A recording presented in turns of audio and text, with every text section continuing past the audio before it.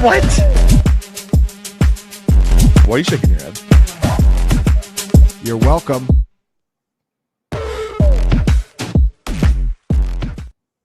Hey, what's up, Fantasy Points and Flaniverse? We're doing a special Christmas edition of Outside the Box. I am here with Fantasy Points CEO, my good friend Scott Barrett, master of dank stats, looking fresh in that sweater. Scott, how are you doing today? I'm doing good. I'm Merry Christmas Eve. Merry Christmas Eve. Yeah, how are you enjoying the holidays? I know it's chaotic, a lot of work around this time for you, but are you finding some enjoyment, some family time within all the chaos? My wife is working today, and I'm working on the main slate breakdown. But yeah, hopefully we can spend some time together tomorrow. Watch Elf, Home Alone, Die Hard, Miracle on 34th Street, and It's a Wonderful Life. What about you?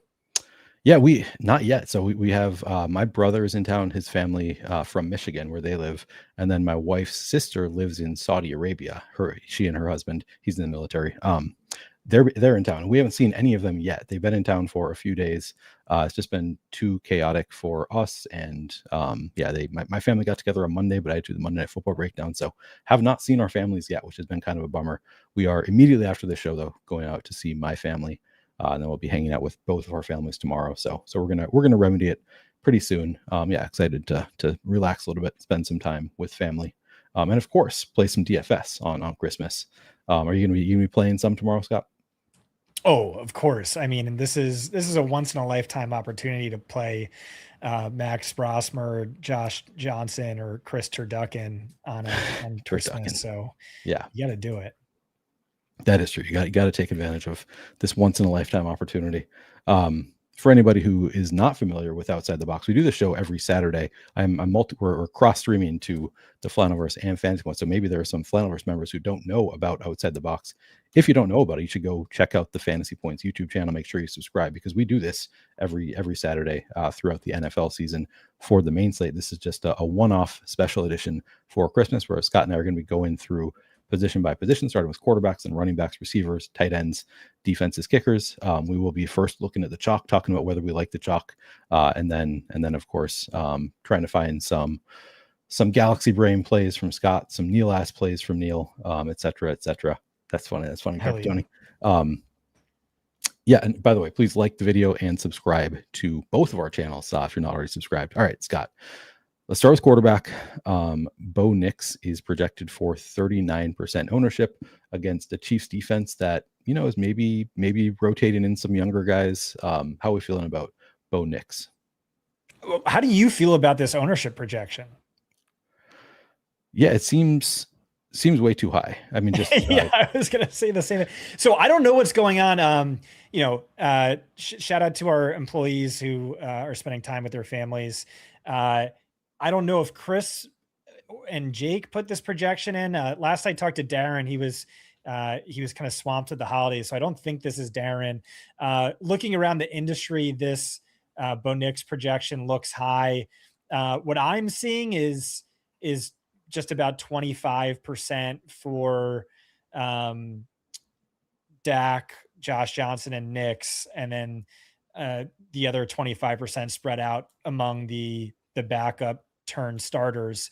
So yeah, I'm seeing even ownership on Nix, Prescott, and Josh Johnson. I did not write up Nix as the best play of the slate. I think in a vacuum, if we're just looking in a vacuum, far and away optimal is Dak. Like, that's your cash quarterback, or Josh Johnson. Why? Because this is like an amazing matchup. And so the other two games on this slate look like very lopsided, non-competitive curb stompings. And so in this game, yeah, obviously it's Dak Prescott versus a third string quarterback in Josh Johnson. But these are easily the two worst defenses in the league this year. I'll send you a tweet here in the private chat. Maybe it's worth pulling up. But if you look at the worst defenses by fantasy points allowed per dropback, schedule adjusted passing fantasy points per game allowed, EPA per dropback allowed, adjusted net yards per attempt allowed, passer rating allowed, the worst and second worst teams are the Cowboys and the Commanders. So these are the worst defenses. I said this in the private chat if you wanted to pull it up right now. It doesn't look like you're showing anything through screen share, but yeah, awful defenses. So I really like this shootout potential. And you see this backed up by there you go. Yeah, easily, two worst defenses. So really should benefit the quarterbacks. I think this matters a lot for Dak Prescott, who's quietly had one of the toughest quarterback schedules this season. He's had twice as many top 12 defenses as bottom 12 defenses. And like I said, this is a nuts matchup for him. He also has really good upside. He's top 25 DraftKings fantasy points 5 times this year. Goff is next closest with 4. Bo Nix is next closest after that with 3. And then everyone else combined has 0. And so, maybe there's some concern over whether or not Washington can keep this competitive. But it's way less of a concern than, looking at Minnesota or Kansas City. There's also a narrative. I know we all love our narratives. There's a narrative. Prescott's only 4 yards shy of the league lead in passing yards. Cowboys quarterback has never led the league in passing yards. Maybe, that's some extra motivation to air it out. And so Dak Prescott, like I said, cash quarterback. But he's 6,900, and the other quarterback in this game is only 4,400. And as bad as the Commanders' defense is, the Dallas defense is probably even worse, especially if Quinnen Williams is out this week. Last I heard, he's going to try and play. Doesn't seem like there's anything really substantive. And so, when I'm talking about Dallas is worse, Commanders are second worst, keep in mind that by schedule adjusted fantasy points per game allowed, Dallas is twice as bad as the next closest defense. And we just saw Justin Herbert. He was really struggling. He went 5 straight games without cracking 15 DraftKings fantasy points. And then he dropped 33.2 on the Cowboys. If you watch that game, you saw Lad McConkey wide open. You saw Quentin Johnson wide open. You saw just about everyone wide open on a high number of plays. And so who is Josh Johnson? I don't know anyone who's bounced around the league more than Josh Johnson. It feels like he's been on every team, and he's been in the league like 25 years. So at least we know he's experienced. We don't have a huge sample on him. I think it's like 9 career starts. He did hit 300 passing yards in his last start.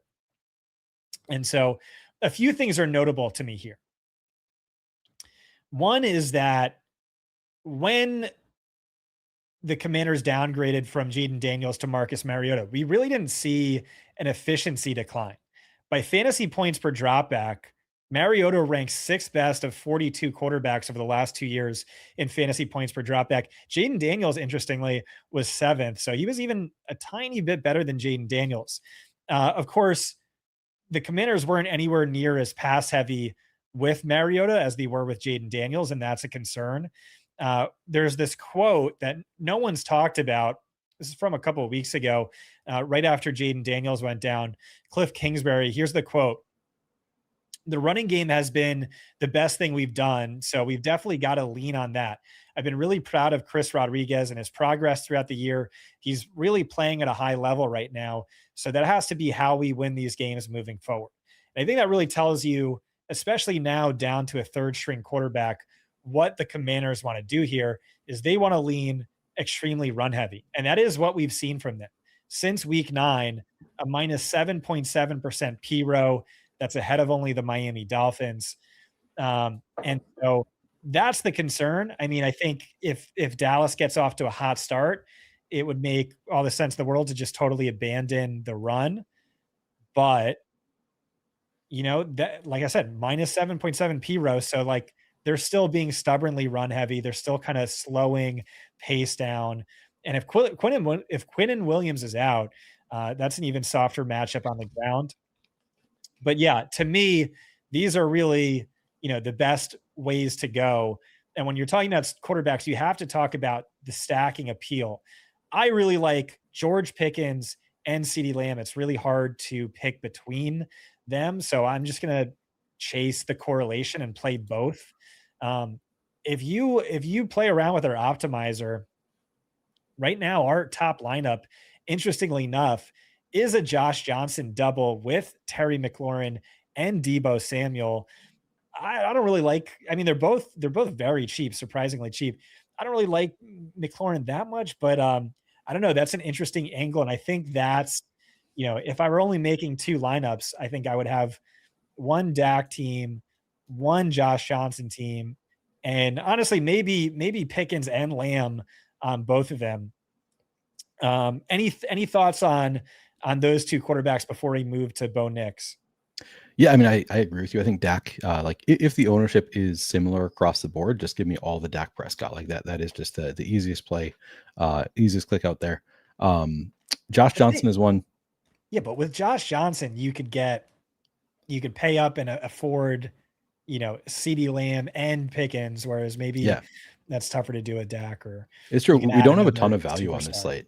Yeah. Yeah. So it is like if Josh Johnson, given the price tag, if he's within like, 5 fantasy points of Dak Prescott, Bo Nix, all of them, like that could be, well enough that you can get all the stars in and it's easier to get through with Josh Johnson. So I don't hate the Josh Johnson play. I like, as I wrote up this slate, thinking about it for the first time, I was like, I might only play 3 quarterbacks on this slate. And then I changed my mind and decided that Josh Johnson is definitely viable. Just the matchup with Dallas is too good for this XFL legend. I think Josh Johnson is very much in play. I don't know that he's like that I want that much more than the 11% he's getting, but I probably do want more than that of Josh Johnson. Like you said, where I guess I shouldn't use these ownership numbers because they don't seem to be Yeah. I'll make sure those are more accurate after the show. Apologies for that, guys. But like, so ownership that I'm seeing elsewhere has Josh Johnson as the second chalkiest quarterback on the slate. I don't think I like him to that extent. I think he's probably I definitely do. I was kind of seeing. He is okay. I was kind of seeing it differently. Like I said, they were all kind of tied. All right. So you like Josh Johnson as your second favorite. I guess you said you'd play one of each if you just play 2 lineups. Yeah, I mean, I think that's a reasonable take. Quarterback that I haven't heard you mention. I mean, you've kind of said like it's those 3 and then split between the other 3. Like Jared Goff is. We'll get to talking about Jared Goff, but sounds like you don't have a ton of interest in Jared Goff. And to me, it's like this Lions offense, just like is always good regardless of who they play. So I might have more interest there than you do. But yeah, I think. To me, Dak Prescott is the clear top quarterback on the slate if he doesn't get way more ownership than everybody else. And then I think it's kind of close between Bo Nix, Jared Goff, and Josh Johnson is how I see it. How do you see it after the Commanders Cowboys quarterbacks? Yeah, well, for Bo Nix and for Jared Goff, it's sort of the same argument or narrative that you need, and that's that. Even if this is a non-competitive blowout, Sean Payton or Dan Campbell is going to keep his foot on the gas, looking for a statement game, really blow out the competition. And luckily, those are like the 2 perfect coaches to, do that.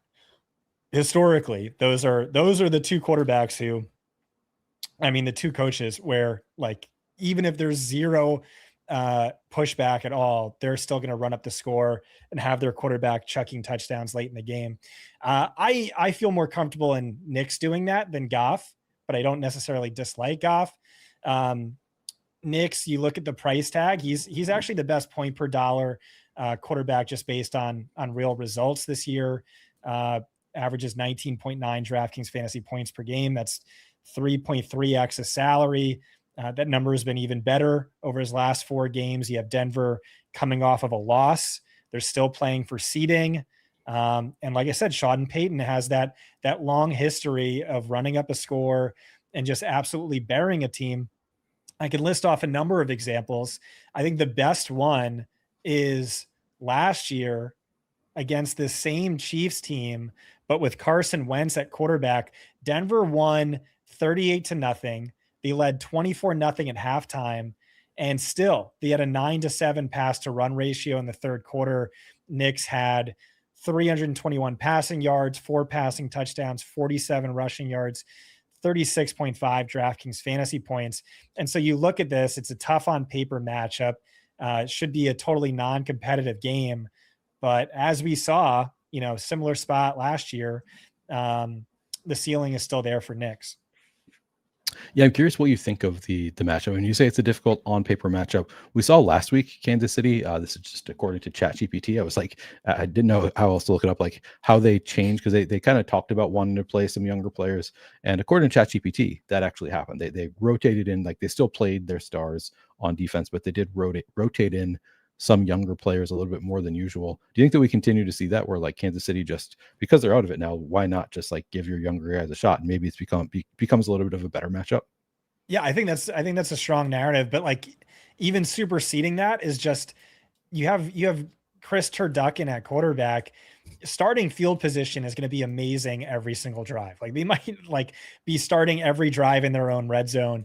So that is, a massive cheat code for, if Denver just leans aggressively pass heavy inside the red zone in this game, that matters so much more than how talented this secondary might be, or the Kansas City pass rush. It's just a ton of scoring potential. And you see that with the implied point total as well. It's just, you could take the entire fourth quarter off, but yeah, like I said, it just doesn't have the same game environment. So you do need that, Sean Payton to be aggressive here, because it really could be the case that like this game is over in the first quarter and, Kansas City is really embarrassing themselves on offense. Yeah.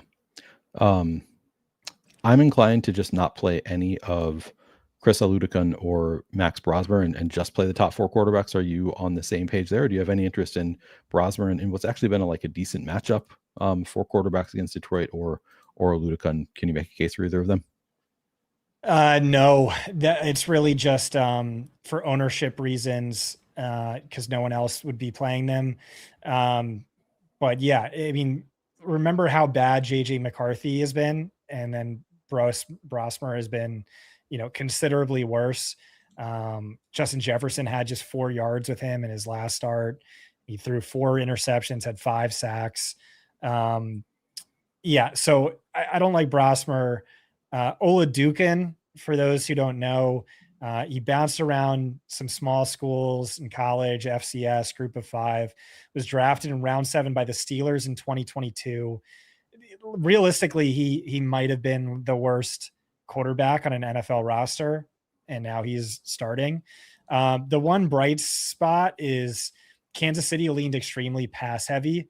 Even with him on the field, plus 12% PRO in the second half. I mean, it was a lot of screens to the running backs. I think only Xavier Worthy had more than 5 air yards. It was something like that. But yeah, I'm not touching them. And then Jared Goff, just to circle back on that. Yeah, this could very well be a statement game, and we know Dan Campbell is a big statement game guy. You saw that when he took over play calling duties and just totally stomped the Commanders, coming off of some disappointing outcomes and back-to-back losses. It's just that this is a worst possible matchup on paper. Brian Flores has really had Jared Goff's number over the years. It's a road game. I don't expect Brosmer to really push back. But yeah, we've just seen this before where, even, in spots where Detroit blows out the opposition and wins by 30 plus points, for some reason, like he's still throwing touchdowns into the fourth quarter. But like $200 more than Bo Nix, I just feel like the argument's easier to make for Nix. So yeah, if I could narrow down my pool, I would. It would be really just going heavy on the Dallas-Washington game, and then taking a few shots on a Bo Nix. All right. Should we move on to running backs? Sure. All right.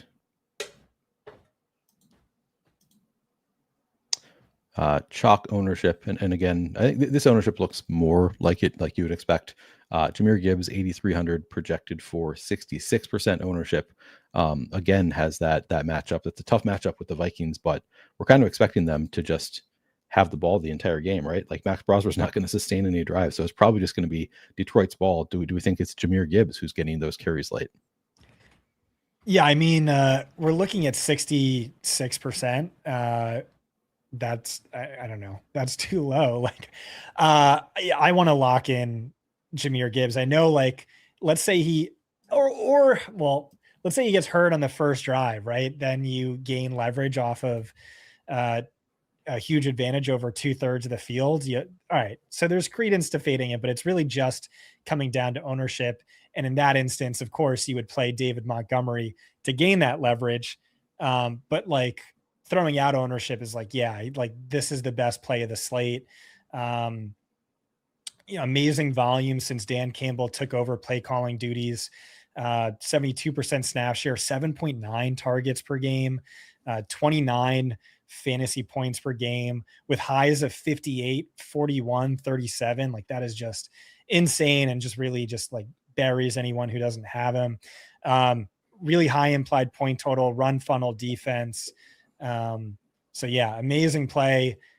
Only argument against him is ownership. And if you're a contrarian player with, high risk tolerance, you're okay, losing 6 weeks to win big 1 week.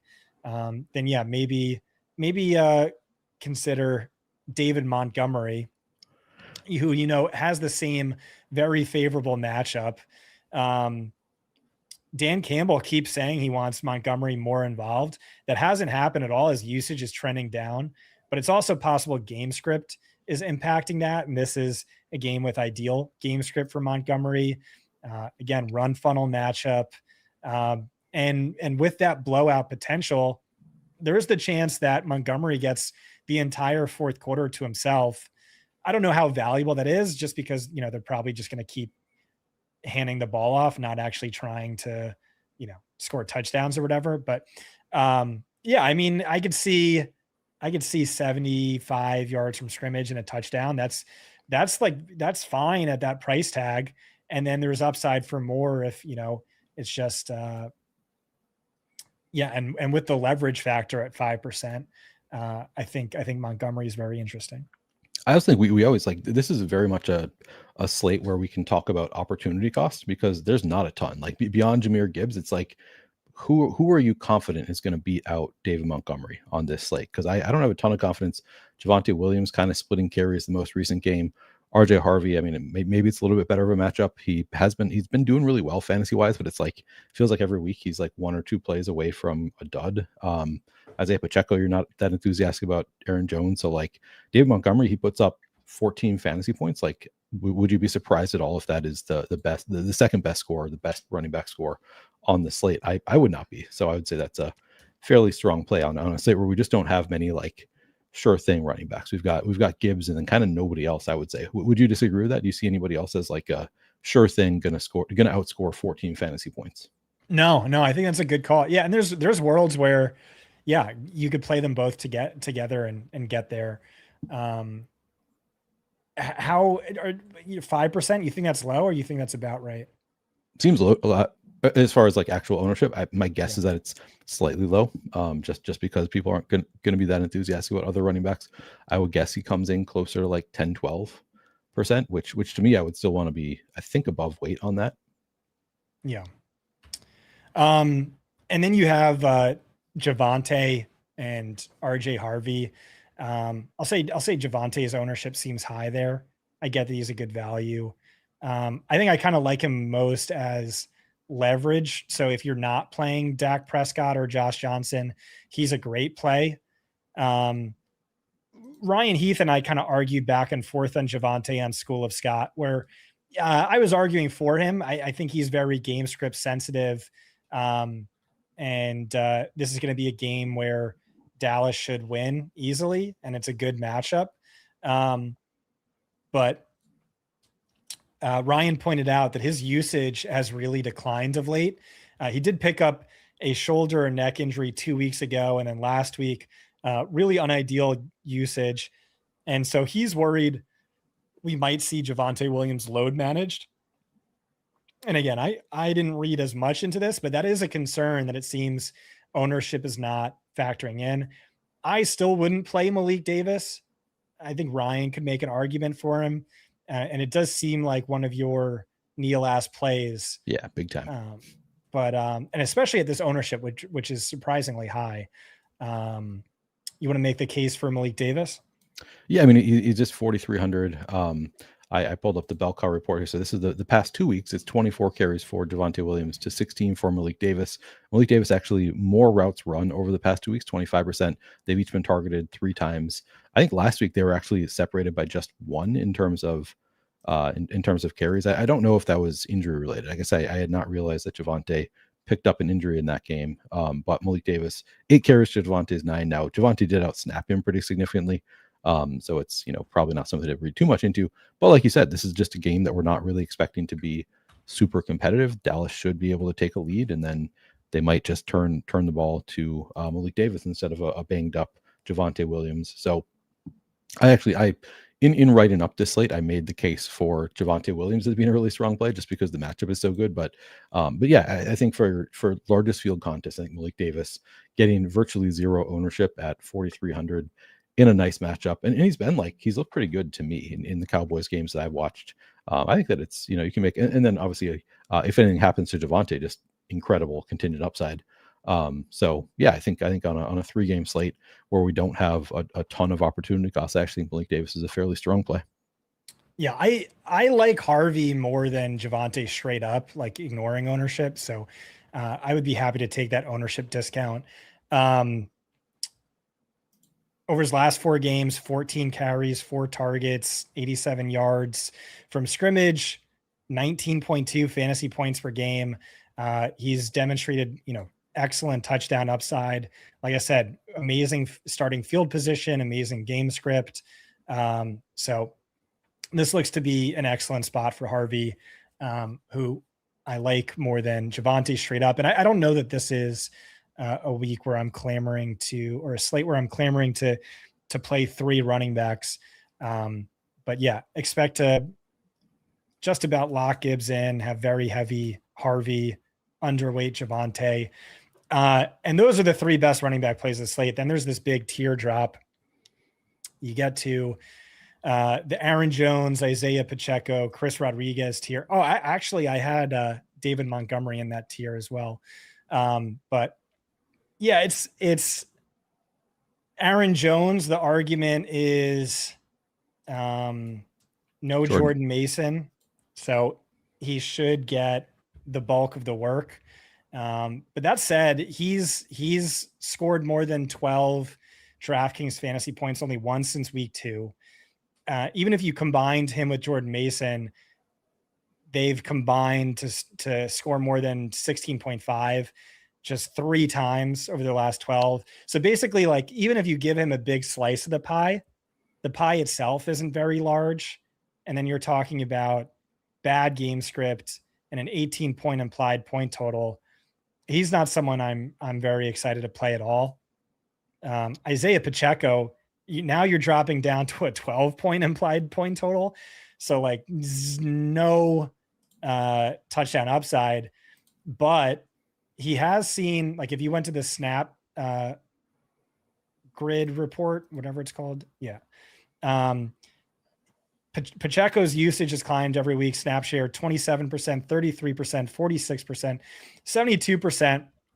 And then last week was really excellent. 73% of the backfield carries, 81% of the backfield XFP. He had a 29% target share. No other receiver on the team had more than 12.5%. So legitimately excellent usage for Isaiah Pacheco, who, missed all that time with injuries, seems to be back to full health, could be a PPR cheat code. But again, you're dealing with minimal touchdown upside, probably a lack of sustained drive. So lower play total. That's the concern with him. And yeah, I don't know. I'm not playing Brashard. diminished usage. And like I said, it was really Pacheco in that pass catching role, but also dominating as a runner. So it looked like just highest end bell cow usage. But again, we're talking about a 12-point implied point total. And then Chris Rodriguez, I read you that Cliff Kingsbury quote earlier. It seems like they want to be a run first offense that runs that run first offense through Chris Rodriguez. Rodriguez has no pass catching upside. He's so game script sensitive. He only has 2 catches on the year. He has been fairly productive these last 4 or 5, 6 games, despite all those games being losses. There's a world where if the Commanders win, Chris Rodriguez is like the best play of the slate. Unfortunately, Vegas is telling us that's almost impossible. And I think especially if Quinnen Williams sits out, there's still a world where he goes like 18 for 103 and 1. He gets the 3-point bonus, 0 catches. But still, to me, like looking at this running back slate, it's really Gibbs and then Harvey and then, I don't know, a teardrop to uncertainty. What do you think? Yeah, I mean, I think I like all of the lower owned guys better than you do in general, just like because they're getting such low ownership. And I think that there is a lot of uncertainty at the top. So I think I agree with you that Gibbs is the clear number 1, and then RJ Harvey and then Javonte Williams is kind of another tier. But then I like just if they're not going to get a ton of ownership, and right now Chris Rodriguez is not projected for a lot of ownership, given the matchup, if Quinnen Williams is out, I'm going to have some interest in Chris Rodriguez. I like Dave Montgomery quite a bit at 4,800. I should note Dave Montgomery questionable with an illness. We just got that update, which we knew that he was ill. I didn't know that he was still ill at this point and questionable to play. Malik Davis. He's at home, blowing his nose and liking controversial passive aggressive things on Instagram. That's true. I did see something about that. So that is a concern with Dave Montgomery. And I mean, if he's out, you just like Jahmyr Gibbs even better. But if Dave Montgomery plays, I think he's in play. Malik Davis, I think is in play. What about Brashard? Somebody brought up Rashee Rice placed on IR. I'm tempted by Brashard Smith just slightly at 4,100. Could he have a strong enough pass catching role that he's worth playing? I mean, I don't think so. I'm not going to chase it. I would rather just gravitate towards that Pacheco bell cow role. But even then, I mean, we're talking about the worst quarterback ever and a team that has nothing to play for. Yeah. Aaron Jones, with no Jordan Mason is like fine, but not, again, I'm not super enthusiastic about it just because of the matchup and the Max Brosmer at quarterback. Just like something wacky could happen. He's going to get enough usage that like a broken play could happen where Aaron Jones has a big one, but he's not like explosive. Like people think he's like an extremely explosive running back. You look at like his explosive run rate, it's like really low relative to Jordan Mason. So yeah, I think I'm largely in agreement with you. I think the place where maybe I differ somewhat is because, and maybe this is just a matter of I play the largest field tournaments and you play smaller field tournaments, but like for the largest fields, I'm like, yeah, I'm more interested in playing guys like Malik Davis and Chris Rodriguez and David Montgomery and Isaiah Pacheco. I don't even think I'm playing Ja'Cory Krosky-Merritt. Let me look at that. No, I didn't write him up, but some people might be wondering about the usage split. They might see that JCM had like 5 carries inside the 10-yard line last week. What I saw was JCM only played 2 drives and didn't play a single other drive. And the drive he had is just one that they went inside the 10-yard line. And so he got some of that work. But outside of that, it was really Chris Rodriguez kind of dominating snaps and carries. So I wouldn't play JCM. Anybody else? Do you have any? I mean, any of the other like Denver running backs? Do you have Jaleel McLaughlin? No, you would have to, because I embrace the chalk at running back. You're the one who comes up with RB2s to like. Yeah, I mean, more so on these short slates too. Like this is short slates where it's like where there's not a ton of like sure thing at the top. So I think the barrier to entry could be low. But still, we just didn't get much usage out of Jaleel McLaughlin. Tyler Bidet, I don't think we really have to consider much at all. I guess he ran had 3 targets. No, I don't think I have a ton of interest in McLaughlin or Bidet. I would maybe slightly. I might have some in a 150 set of Jaleel McLaughlin and none of Tyler Bidet. But yeah, I don't think I'm going to have a ton of anybody else beyond the running backs we've talked about. Do you want to talk about wide receivers? Yeah, let's do it. All right, moving on. Cortland Sutton at the top at 6,000. We have Pat Bryant out, and that's kind of an interesting talking point is who benefits from Pat Bryant out. I'm not sure if we think Cortland Sutton does, but he has a real NFL quarterback throwing in the ball. He's 6,000, projected for 50% ownership. How much interest do you have in Cortland Sutton? Yeah, I think this is a tricky one. Looking at ownership from around the industry, he's nowhere near as high as we have him. Okay. And we also have him as the top, or click on fantasy points per dollar. Okay. Number 3. Yeah. So I didn't like him as much as Chris's projections, but it looks like Chris brought him down, perhaps at my behest. I do think like he deserves in the top 3, but before I complained, had him first, like top. And like I said, he's not going to be as chalky as we're projecting. I'll go in and update that tonight, but yeah, he's just on a bit of a heater. He's had double-digit targets in 3 straight games, averaging 19.3 fantasy points per game over his last 4. It's an elite schematic matchup. Cortland Sutton is top 5 among all wide receivers in fantasy points per route run against man coverage. Kansas City deploys man at a top 10 rate. Basically, I don't trust Sean Payton. Maybe use the target share report, the weekly grid view. I don't trust Sean Payton wide receivers. It seems like playing Russian roulette and musical chairs at the same time. But like, if you look at the numbers, it does seem like what happened was Troy Franklin supplanted him at some point, and then they had the bye and Troy Franklin disappeared. And so Sutton is back to his 2024 role. That is what it looks like.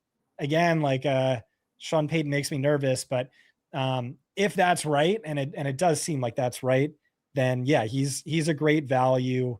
He has good touchdown upside, especially this week. And, you know, the matchup is working in his favor. So yeah, he's a good value. I didn't think he was the best wide receiver value of the slate, but luckily projections have changed that. I think, and I think he's still a cash wide receiver. I think Cortland Sutton and Debo are cash locks. But for tournaments, I think George Pickens and CeeDee Lamb really stand out to me. And maybe this is a cop out and I'm lazy, but because I'm having such a difficult time picking between them, I kind of just want to play both and lean into that correlation by also playing one of the quarterbacks from that game. And maybe you can help me pick between them. Maybe you can see something I'm not. But looking at the numbers, you'll see Lamb has hit 110 receiving yards in 6 games this year. He's only played in 10 full games. He's hit 110 yards in 3 of his last 4. But Pickens has been even hotter. Over their last 5 full games together, Pickens is averaging 21.6 fantasy points per game to Lamb's 16.3. Pickens has out-targeted Lamb in 3 of those 5 healthy games. Before that, Pickens hadn't done that once. And so, yeah, it's a top 5 matchup for both wide receivers.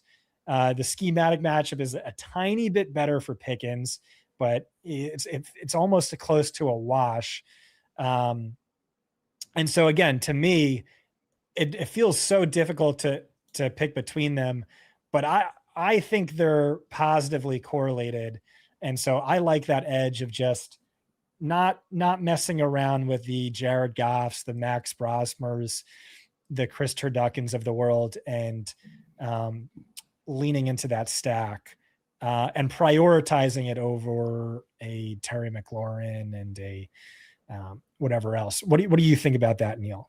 First of all, it continues to blow my mind that you're lumping in Jared Goff with Max Prosper and Chris Aludicon. Like, how is Jared Goff the third quarterback in that conversation instead of Josh Johnson? It's because, dude, Brian Flores is a god. He is awesome. That defense is insanely good. He's owned Jared Goff over the years. It's a road game. It's Amon-Ra St. Brown, we don't know is fully healthy, dealing with this knee injury. And he's up against the worst offense. So there's like minimal pushback, but maybe I'm wrong. Like this is a slate where, on these, you're the short slate master. I'm not. I'm just breaking down the games. You're a better 3-game slate player than me by far. And so, is that overconfidence? Maybe that's something to lean into because, I don't know. You get it at a discount. You tell me, Neil. I need to defer to you. Yeah, I mean, I just think that they have such a strong offense, and like you said, they'll continue to throw it even when they do get up a lot. That like, I do not consider Jared Goff in the same category as those other two, where it's like, it's difficult to see a world in which Max Brosmer or Chris Aludicon put up like 25 plus fantasy points. I don't think anybody will be surprised if Jared Goff does. Like, and wouldn't be surprised if he's the highest scoring quarterback on the slate. Again, I prefer Dak Prescott. I think Dak Prescott is the leverage off of Jahmyr Gibbs. You can play, or you can play him with Jahmyr Gibbs. Either way, you want to play that one. I think 2 weeks ago, I told Johnny my lineup, and I was like, do I play Jahmyr Gibbs on this Goff slot, or do I leave him off? He was like, oh, I would definitely leave him off. And I played it anyway. If I left him off, I would have won so much money. But on a 3-game slate, you need less from Jahmyr Gibbs, where it's easier for them to both hit together. But you can absolutely play him as leverage off of Jahmyr Gibbs if you want to, or you can just play him in a stack because Jahmyr Gibbs is so involved in the passing game.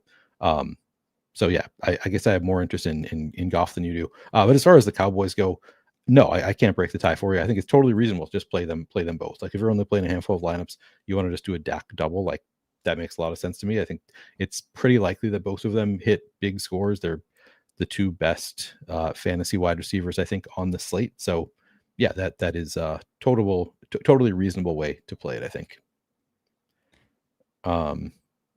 What about, everybody's been so excited about the Lions' 2 top receivers recently with J-Mo and Amon-Ra St. Brown.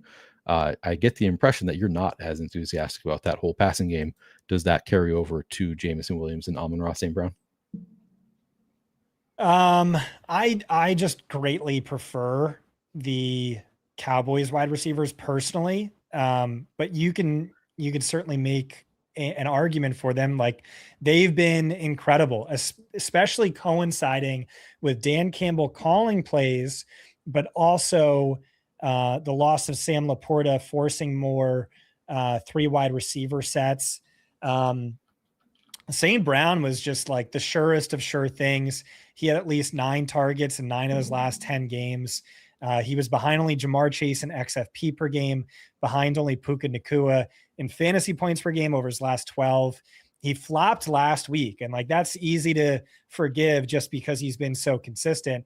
But my concern is this knee injury where you have Dan Campbell, who's a little bit too bullish when it comes to injuries historically, although St. Brown is like a legendary warrior who plays through anything and everything, doesn't see a drop off in target share at all. He had that ankle injury where people are like, oh, he's out for the rest of the year, didn't miss a snap, came back the next week with a 40% target share. You watch the Netflix show, there was that game where he had hand, foot, and mouth disease. His like hands were bleeding every time he caught the ball. Didn't matter, didn't come off the field.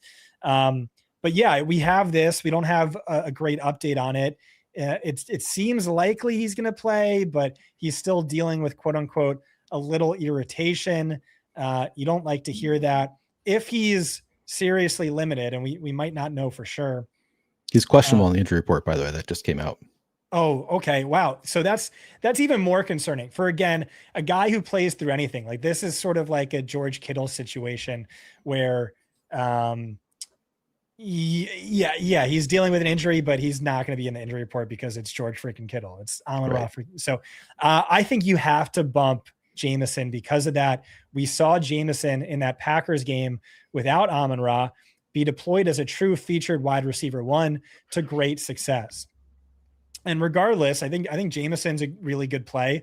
Over his last 10 games, he's top 16.5 DraftKings fantasy points in 7, ceilings of 29.9, 29.4, 26.9, but the lows, very low, 0, 0, 12.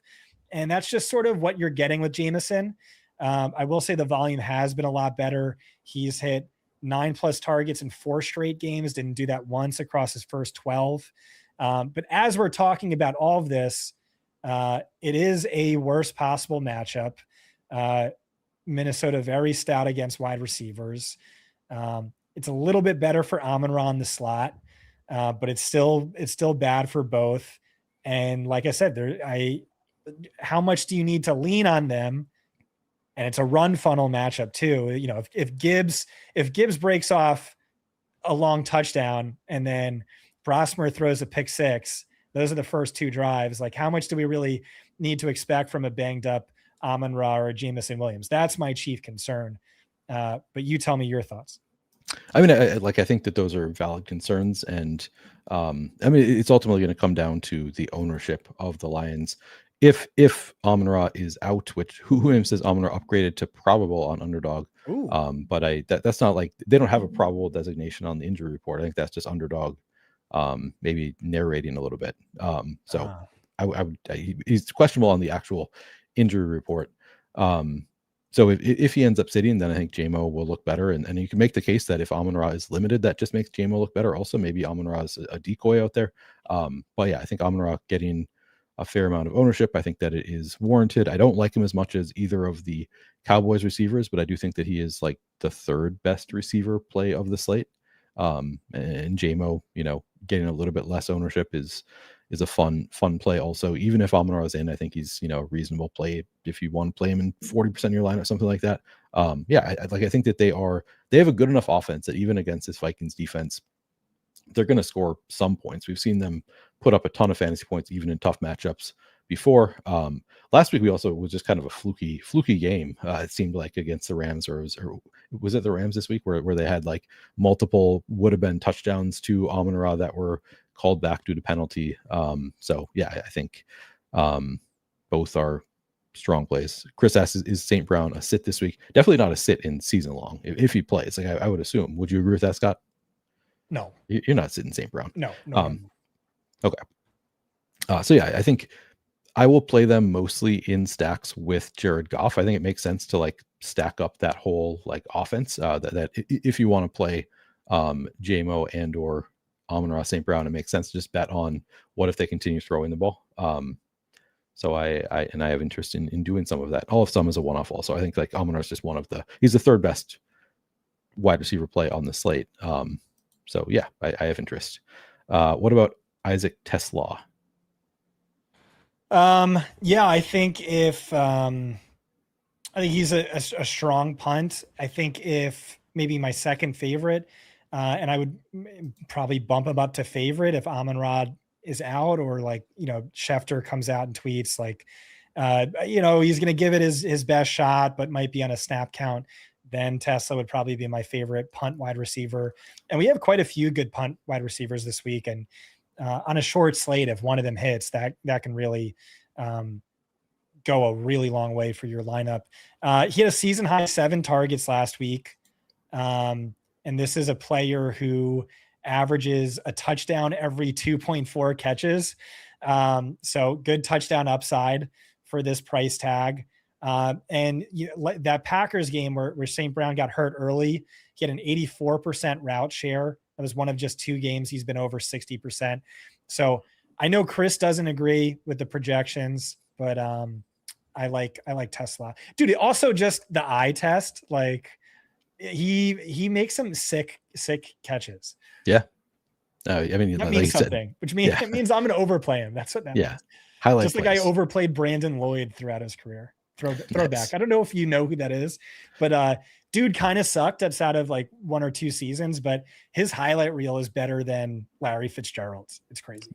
Was he on the 49ers or something? I feel like I like have vaguely He was on the associated. Bears is what I Yeah, okay. most remember him. But Yeah. he might have been on the 49ers. I'm sure I knew who he was at the time. I do not have the like memory of like decade past football players who are not like MVP or not MVP, but like stars in the league. Hall of Famers. Okay. He has one 1,000-yard season in his career, but I'm telling you, pull up his highlight reel. It's sick. I will later on. I'll pull it up. A Christmas tradition at all of our family households is we gather around the computer to watch a 15-minute Brandon Lloyd highlight reel. Of course, everybody does. Justin Jefferson to me is just a different tier, like much lower tier than the top 3. We just haven't really seen it with Max Brosmer. I mean, I'm guessing this ownership is wrong on Justin Jefferson, or do you have any interest in I'm playing? guessing it's wrong. Yeah. That's just, I can't get there. Like, I get it that it's, he is a major regression candidate, a major. And like once upon a time, Kyle Pitts was the biggest regression candidate, and he's exploded these last 3 weeks. There is something to that you're due. But since week 10, he's averaging 7.4 fantasy points per game. That ranks 60th among wide receivers. That's tied with Jalen Naylor, who's only 3,200. Naylor, by the way, I think has more upside over the span. Naylor has highs of 23.4 and 19.5 fantasy points. Jefferson has highs of 14.5, 11.1. And so sure, he's top 6 in target share over that span. It just hasn't been worth nothing. And now you have Max Brosmer. Last Max Brosmer start, Jefferson had 4 receiving yards.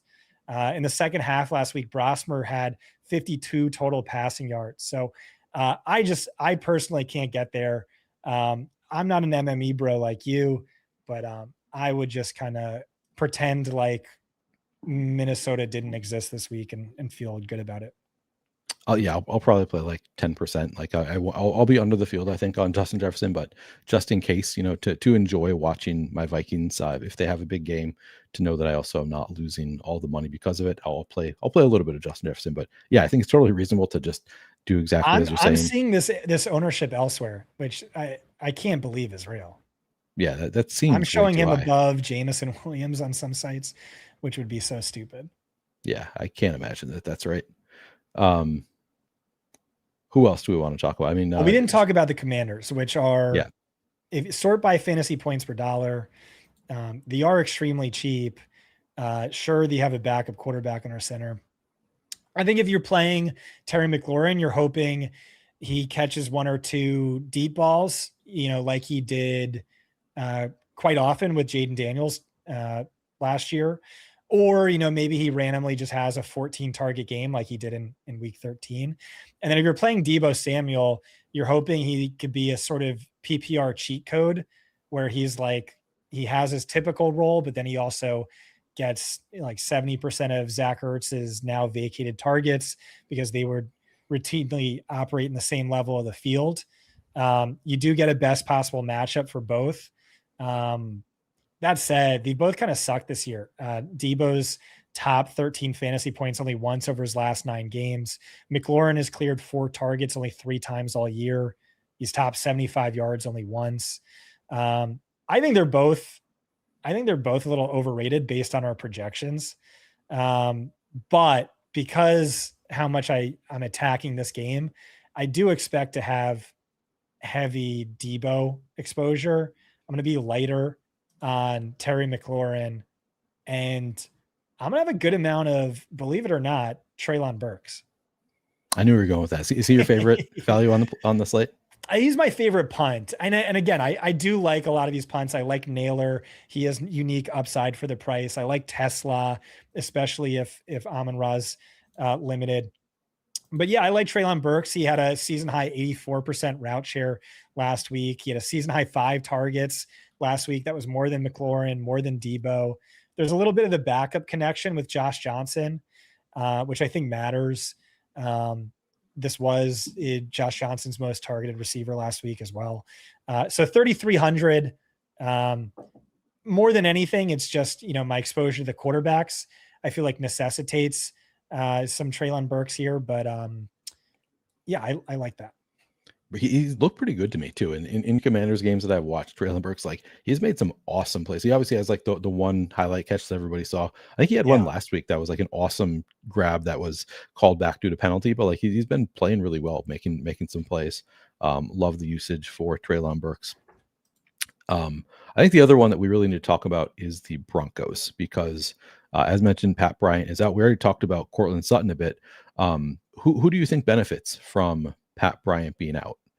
Do we think is it just Courtland Sutton? Is it Troy Franklin? Does he get back to the role that he had before? I've seen a lot of people speculating that it could be Marvin Mims. Who do you think benefits from Pat Bryant being out on the Broncos? Well, last time he was out, and he was out in what, week 15? Yep. It was Lil Jordan Humphrey who benefited. Oh, you're right. I'm not going to play Lil Jordan Humphrey, who was on the Giants just like 4 weeks ago. Our projections are assuming Sutton benefits, and I think that's probably right. But I do think Franklin's in play as a contrarian option, just because since the Week 12 bye, he's been an afterthought. But before that, he was incredible. He was the wide receiver one. He was running a route on 80% of the dropbacks. He had a 24% target share with Sutton down to 17%. He sort of flipped Sutton as the clear number one. And then it just dropped off after the bye. And like Pat Bryant's usage coincides with that. So maybe it just goes back to how things were before. And that's great for Franklin.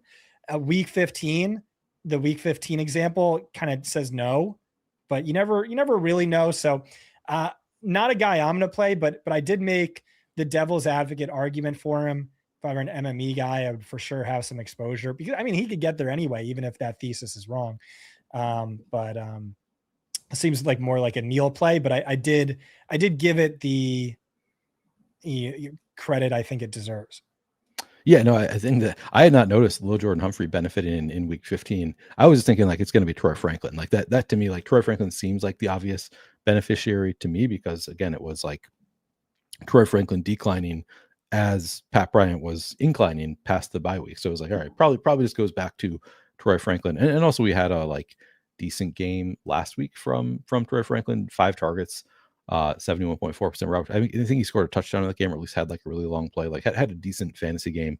I kind of expect it to be Troy Franklin just taking back that role that he had prior to the bye. So he's the one that I have the most interest in at 5,000. But I like the shout of Lil Jordan Humphrey. I think that's like you can play him in a large field MME set, throw him in there, and then hopefully run 60% of the routes. Do you have any interest in Marvin Mims? I don't, but again, it's like Sean Payton who just like this happened last year, right? Where Mims randomly, he did nothing all year. Then he randomly exploded as a featured wide receiver one in week 17, week 18 against the Chiefs. Had 154 yards, 4 touchdowns. But there's really no evidence to suggest like we should expect Mims to do anything. Yeah. Any other wide receivers you want to talk about? Well, we didn't talk about the Chiefs. We didn't talk about Chiefs. a single Chiefs player. Yeah, and Rashee Rice is out, so that actually does make them potentially viable. Does it, Neil? I don't know. Do we need to play the Chiefs? I think people are going to play Xavier Worthy. Yeah. I would not, but I think people are going to do that. Xavier Worthy, Marquise Brown, Juju Smith-Schuster, Travis Kelce, all tied with a 12.5% target share last week. That's not good. Isaiah Pacheco was at 29%. Worthy had 48 air yards. Juju Smith-Schuster had 8 air yards. Hollywood Brown had 1 air yard. I'm not going to play any of them.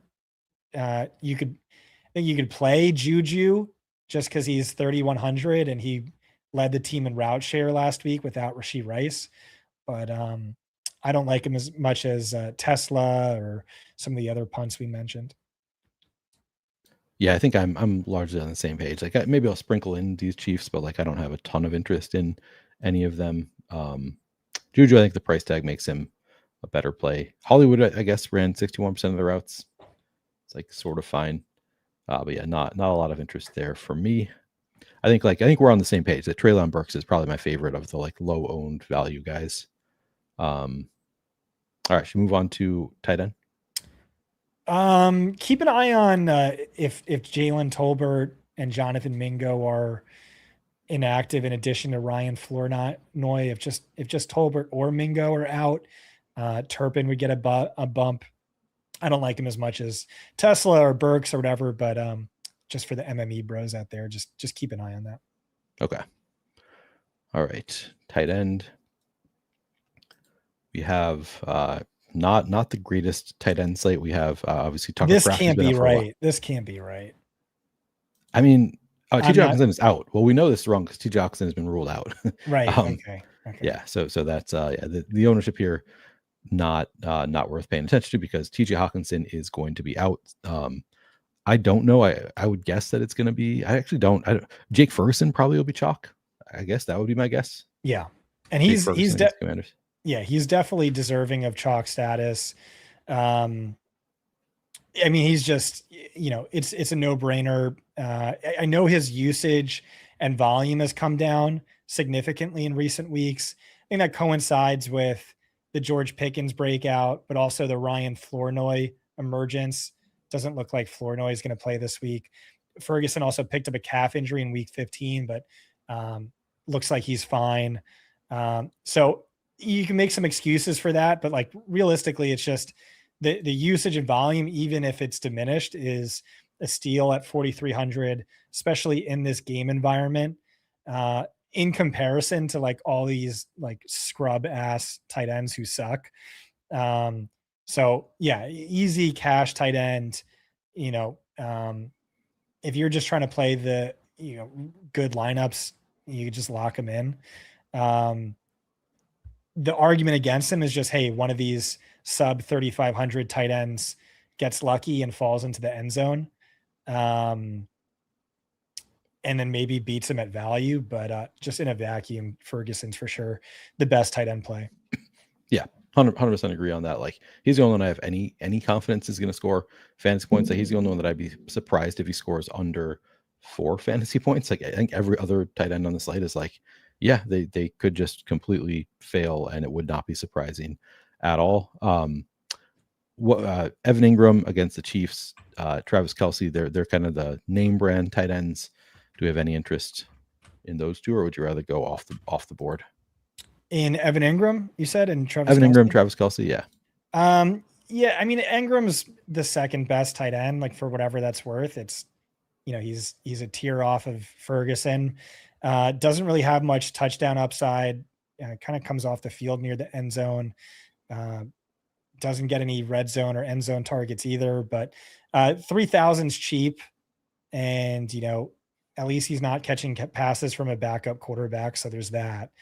Kelce, you have it's probably his final home game at Arrowhead Stadium. He's 93 receiving yards off of Jason Witten for second all time. So you have those narratives that people are going to talk about. It's a great matchup. Denver is really vulnerable to tight ends in recent weeks, but they're strong everywhere else. So it is a funnel spot. But yeah, I mean, like Chris Turducken's the quarterback who didn't target him once in the second half last week. They're really not. You question the motivation beyond, I don't know, Jason Witten's record. Yeah, I have a tough time going there personally. Yeah, I mean, the hard thing is like there's nobody that I feel any confidence in beyond Ferguson, who is going to be chalky. I was noticing as I was looking through the weekly route share report, Shane Zylstra ran 65% of routes last week. He is 2,600, not getting a ton of ownership. Do we have any interest in Zylstra?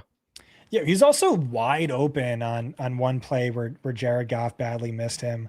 Definitely running more routes than Anthony Ferkser, although targets are more similar. I think they're viable as an MME. and I like Zylstra a little bit more than Ferkser, but I don't like either one as much as Ben Sinnott. Oh, you do? Okay. So Ben Sinnott, your guy over John Bates for the Commanders. Yeah, well, he's another player who saw a big usage jump last week. Click on week 16. So yeah, 56%. He had a career high. I don't like Ben Sinnott. I've never been a Ben Sinnott guy. I'm not even sure he's a tight end and not a fullback. But like I said, he did see that route share jump. He is really cheap, and he does correlate with the quarterbacks I like this week. But still, it's a player who I don't think he's ever had more than one game with more than one reception in a game. So for sure, thin. And then Josh Oliver, yeah, you don't trust the quarterback, but Hawkinson. I mean, Brusmer did target or did complete more passes to Hawkinson than any other wide receiver, so he's cheap, but he kind of just falls into that Sinnott Zylstra range for me. Kind of pick your poison. Like I don't have a ton of, again, the only tight end that we have any confidence in is Jake Ferguson. I suspect that his ownership is going to be a ton as a result of that, just because everybody's going to be like, all right, I'm just going to play Jake Ferguson again. I don't necessarily think that's wrong though. Like I think just the matchup is really strong. They should score a lot of points. Ferguson is pretty likely to be the highest scoring tight end on the slate, but yeah, it'll be for a large field GPP. It's just mixing and matching the others. I don't have a really, really strong feeling about any beyond Ferguson. Before we get out of here, do you want to make any lineups? Yeah, let's make some lineups. Okay. All right, I've got it all ready to go. Do I want to start with that Dak double?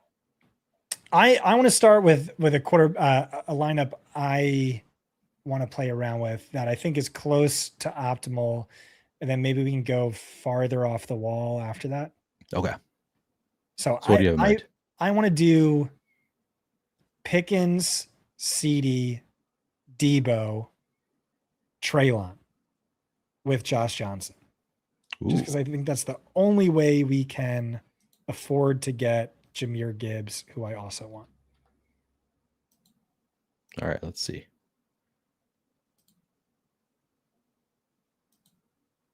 Plenty of money left for another running back, tight end. Okay. Yeah.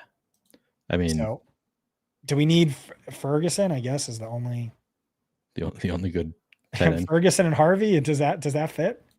Probably. Let's see. Yeah. Then we can play Lions defense against Brosmer. Hell yeah, why not? Boom. Look at that. Easy. Yeah. That does look chalk, but yeah, I mean that's we're doing this again. There we go. It worked. Okay. Nice. So again, that's Josh Johnson with Debo Samuel and Treylon Burks double stack. Then we've got a triple Cowboys bring back of CeeDee Lamb, George Pickens, Jake Ferguson, Jahmyr Gibbs with the Lions defense, RJ Harvey one off. Yeah, it looks like a nice lineup. Like even though it does look chalk, it looks like a lineup that is very live to win. And Treylon Burks actually not getting a ton of projected ownership, so maybe not even that chalky. Now what? Now let's go crazy. Let's do whatever Neil wants. We did a Scott lineup. I want to, because I know you're not going to do it in your other contest. Let's just make a Jared Goff lineup. I appreciate you. Yeah. Looking out. Let's get you covered in this. Let's do it without Amon-Ra and just assume that he is going to be limited or out for the game. And so I don't have to mess with it tomorrow. So I want to do JMO and Gibbs and Zylstra. Yeah, let's do Zylstra. I like that. And Zylstra. I don't think we need to do any Vikings bringbacks. In fact, I think we could even add on the Lions defense potentially, but let's hold off on that. Let's do Harvey. Okay. And Broncos D. Or is that too expensive? That might be. We'll see. We'll try it out. Let's just hope that's our exposure to the entire game. Like Harvey just has 3 of the team's 4 touchdowns, and it's just a shutout. And then Debo and we're only playing players who are on teams or have names that start with DE. That's our thing for this one. So keep that in mind. I was going to say Pickett or CD because Yeah, for we the can do D. that. Oh yeah, that works. And then what do we have left over? 3,900. Marvin Mims, Khalif Raymond, Treylon Burks is there. If we leave 300, a little bit on the table, 600 on the table. Tesla. You know what? I like Tesla more than Zylstra.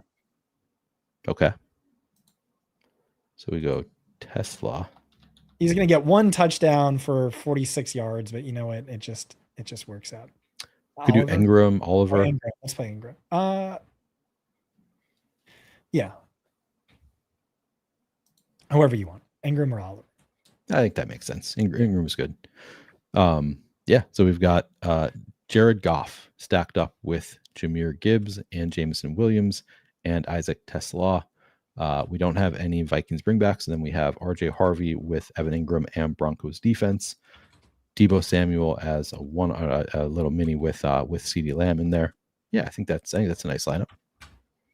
Leaves 100 on the table. It's a strong one. Do you want to do one more? Sure. All right, we're gonna do one more and get to some holiday goodness. Let's do a Oladukin lineup. For real? No. Okay, good. Dak Prescott.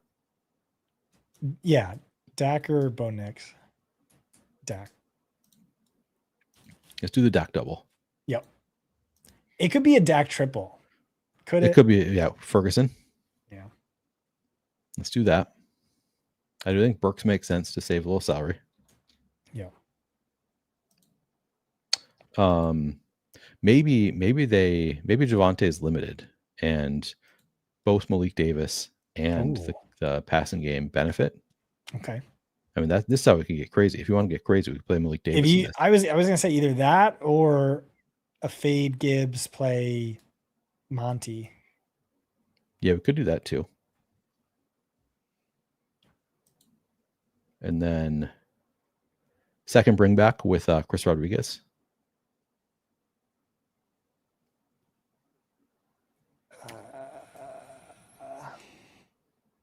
I don't see the upside. I'd rather play Harvey.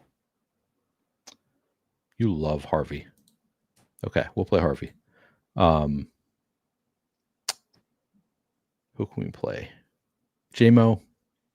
I mean, I guess we decide on a defense. Do we want to do a Monty with Lions? Yeah.